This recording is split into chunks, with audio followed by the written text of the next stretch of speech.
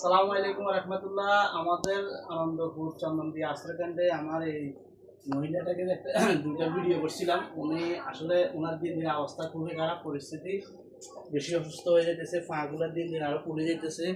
এবং কি ওনার তো ছেলেও নাই, স্বামীও নাই, একটা মেয়ে আছে, মেয়ে নিয়ে আশ্রয়কেন্দ্রে থাকে। আমি আপনাদের কাছে আবেদন করতেছি, একটু ওনার জন্য সাহায্য সহযোগিতা করুন।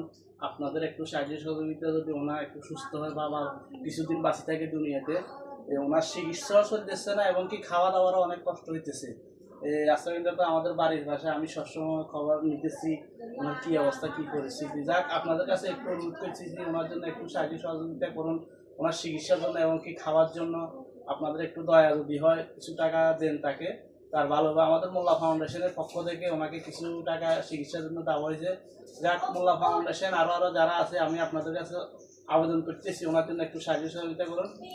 আর বেশি বেশি করে ভিডিওটা শেয়ার করে দেন, ইনশাল্লাহ ওনার একটু সাহায্য সহযোগিতা দরকার। আসসালামু আলাইকুম।